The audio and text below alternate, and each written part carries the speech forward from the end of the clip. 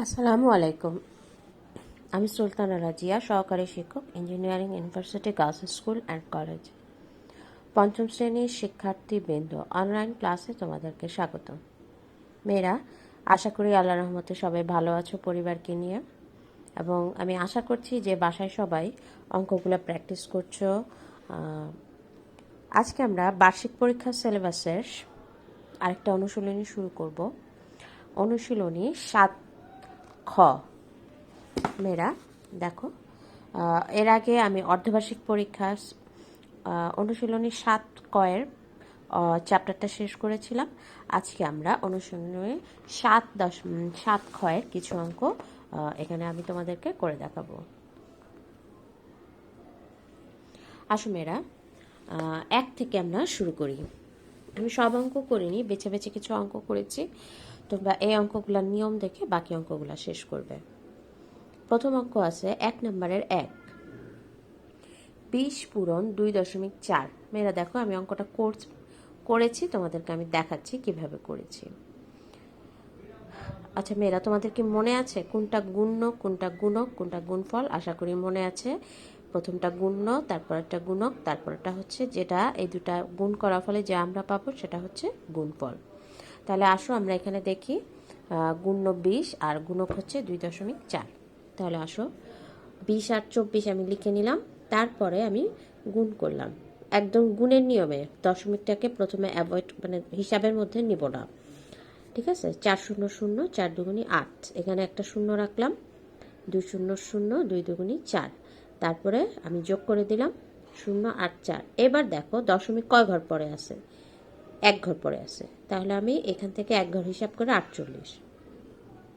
যেহেতু দশমিকের পরে শূন্য আছে, তাহলে আমার ফলাফলে শুধু 48 হবে, ঠিক আছে?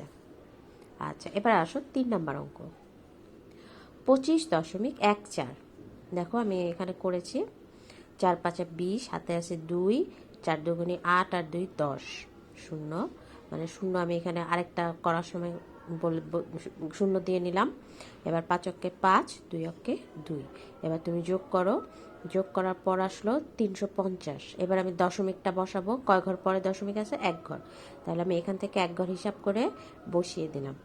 যেহেতু দশমিকের পরে শূন্য আছে, তাহলে আমার শুধু রেজাল্ট আসবে 35। এবারে আসো 6 নম্বর অঙ্কে, 30 পূরণ 0.4।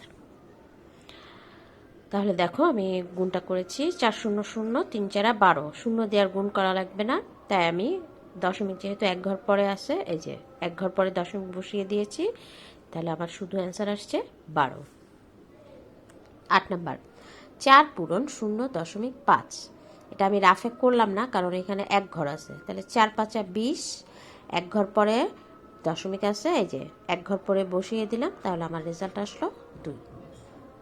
এবারে আসো 2 নম্বর অঙ্কে, 4.3 পূরণ 2.35।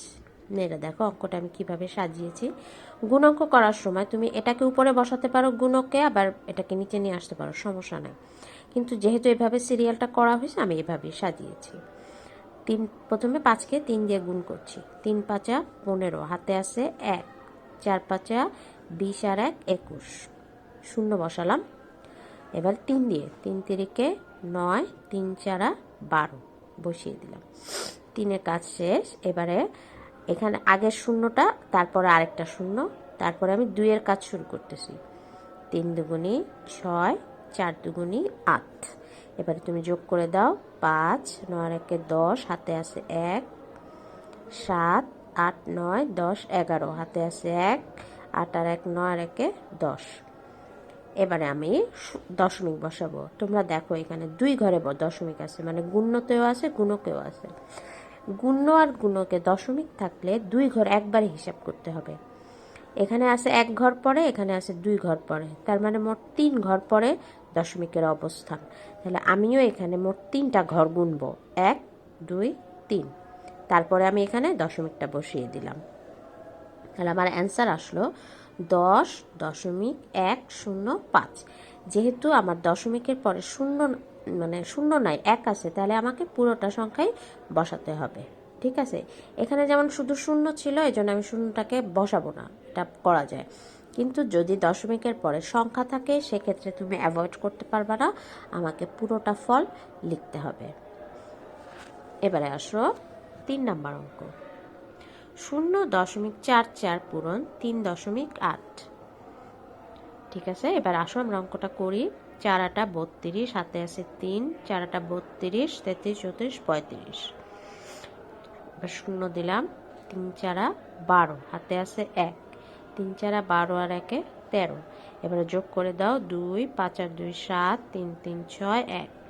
এবারে তুমি ঘরগুলা হিসাব করো, 1 2 3।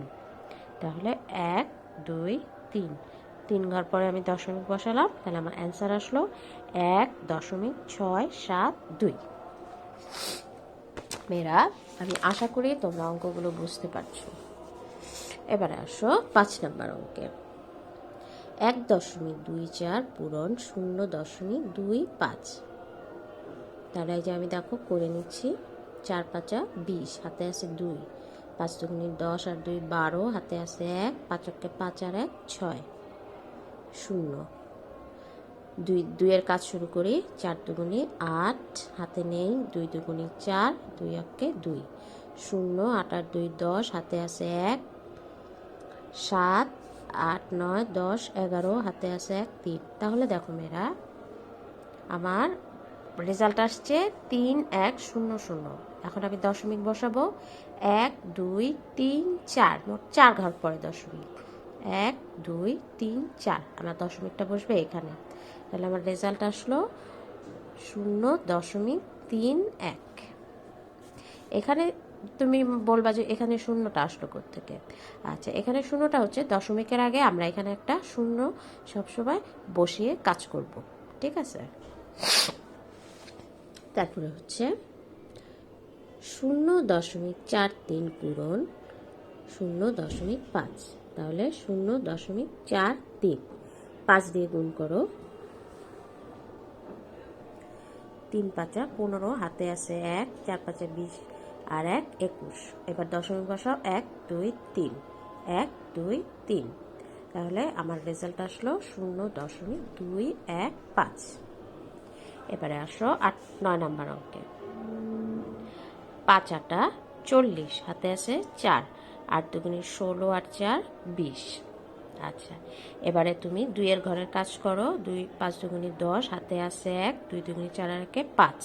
তাহলে তুমি যোগ করে দাও, আমার আসলো 7 0 0। এবারে তুমি দশমিক বসাও, 1 2 3, 1 2 3। আমার এখানে আসলো দশমিক।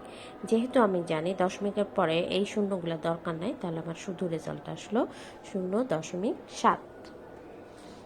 12 নাম্বার। 12 পূরণ 11 নাম্বার, সরি 11 নাম্বার হচ্ছে 12 পূরণ 0.45। তাহলে দেখো মেয়েরা, আমি করে নিয়েছি। 5 দুগুণে 10, হাতে আছে 1, 5 5 আর 1 6, 4 দুগুণে 8, 4 4, 0 8 আর 6 14, হাতে আছে 1 5। তাহলে আমার 1 2, 1 2। তাহলে আমার রেজাল্ট আসলো 5.4। 28 12 নাম্বার অঙ্ক।